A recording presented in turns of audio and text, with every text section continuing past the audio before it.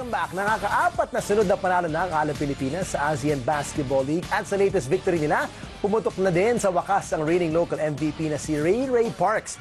Gumawa ang dating UAP MVP ng 31 points sa 94-91 overtime win ng Alab laban sa Chongson Kongfu. Tig 20 puntos naman ang ambag ng Alab Imports sa sina Justin Brownlee at Ronaldo Balkman. Umakyat ang record ng Alab to 7 wins and 4 losses. Bumaba naman ang kartada ng Chongson sa 6-2. Samantala, ang beer giant na San Miguel ang magiging bagong sponsor ng Alab Pilipinas matapos na umatras ang Tanduay. Nauna nang naibalita na may hindi pagkakasundo na naganap sa Tanduay management at sa coaching staff ng Alab.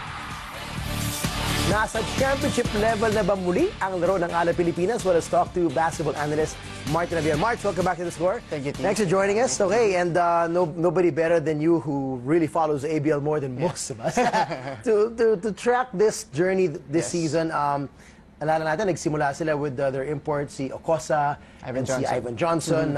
Marami na na-excite compared to last year's the Korean brothers, diba, na talagang level up na to eh. But yet, it wasn't enough. Nung early stages, the early struggles, ano napansin mo, ano napuna mo, ano nadidinig mo rin from the team that what was lacking in them? That's why they struggled at the start.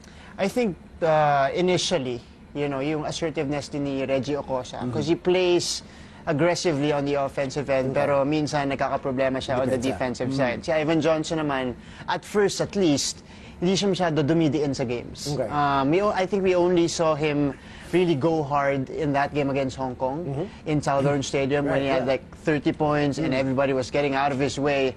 But that was the first game na talagang pumukpok siya ng gusto, dumin siya ng gusto para sa team. And I think it was also a transition for Coach Jimmy Alapag to be a coach. I think at first, kinakapa rin ng mga coaching staff niya kung ano yung mau-contribute nila. And now, I think it's more seamless now, the communication system between the coaches, which is why we're seeing a very, you know, a very unselfish team in Tanduay Alab Pilipinas. I think last night they had 23 assists. So I think nung start, it was more of figuring things out because they had new players, basically an entire lineup there. I think they had 2 holdovers, Lawrence Junigo. And Parks. Yeah, and Parks. Yun lang yung dalawang yan. So I think yung familiari muna, ina-adjustan nila. Coach Jimmy adjusting also to the coaching role.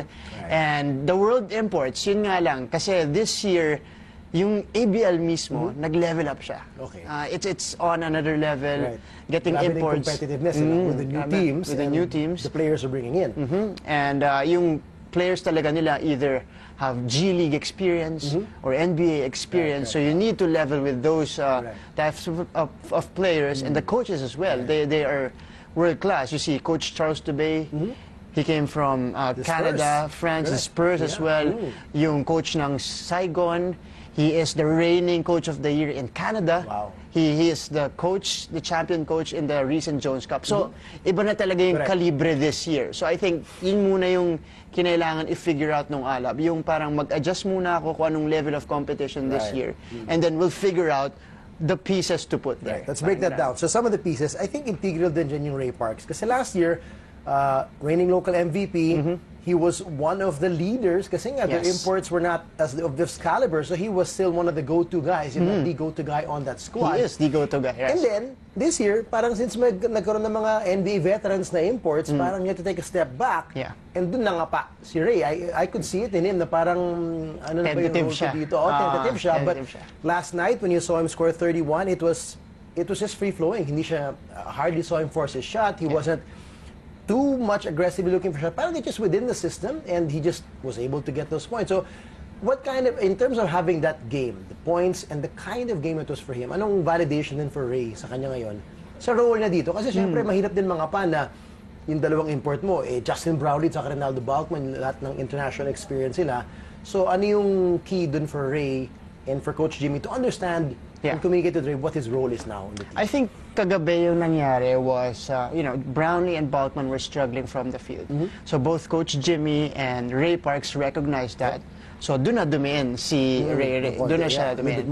And kudos din dun sa kay Justin Brownlee at Ronaldo Balkman. Because from the very start, ang gusto talaga nila magbigay dun para dun sa team. They're not there to be superstars, but they're there to win for the team. So I think sila rin, they're capable of taking a step back if the shots are not falling there.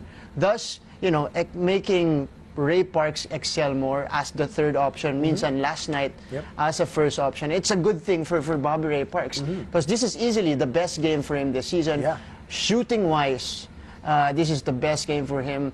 Scoring, best game for him. So I think this is TJ, yung slowly ala Pilipinas figuring things out and realizing their potential. Right. And let's not discount the fact, ang tindi ng kalaban nila kagabi.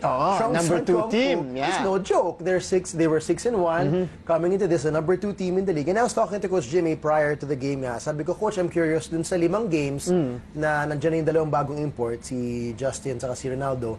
Ilan dun yung kinalaban yung top 4? Ang dami na rin pala. Nandun yung Singapore and Malaysia. Pero hindi pa nila nakalaban yung top 2. So, magandang test nga yun, di ba? So, for them to win in overtime, crunch time, lahat, nasubukan na talaga eh.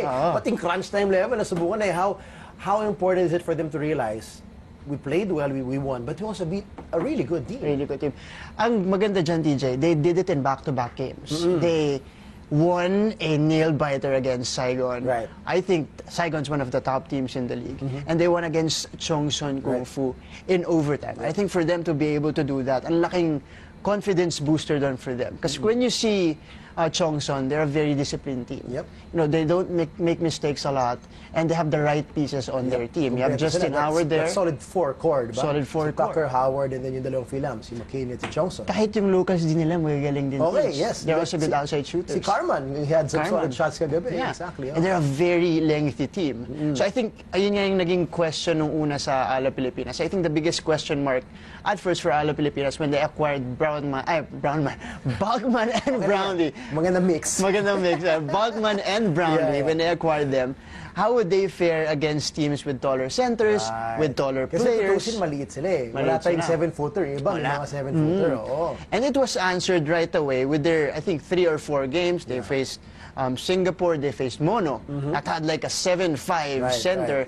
And now Justin Howard, one of the greatest big men ABL has ever produced. So sanay na sanay siya dyan. And still, they were able to adjust. They were able to, outsmart this team. And makikita mo rin doon yung puso ng team nandun. Especially Josh Urbisondo in the fourth quarter. I think all of his 9 points came in that stretch.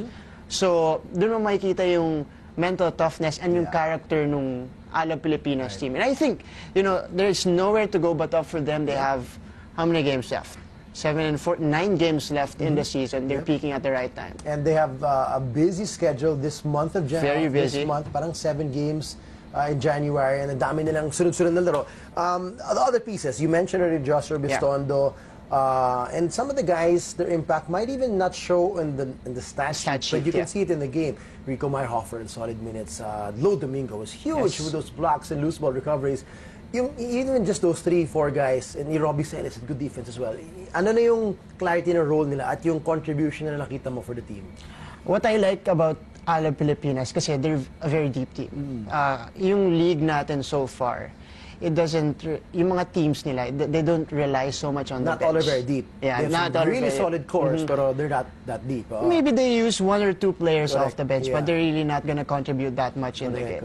With Tanway Ala Pilipinas and with the level that the players have, it's a good mix of veterans and young guys. You have a second unit there that can hold the fort in the game. You have Raimundo, Celis, Sumalinog, di pa nga pumupuntok po yung Don Ontiveros. Correct. And also, they have the mentality here coming in na, eto lang yung gagawin ko.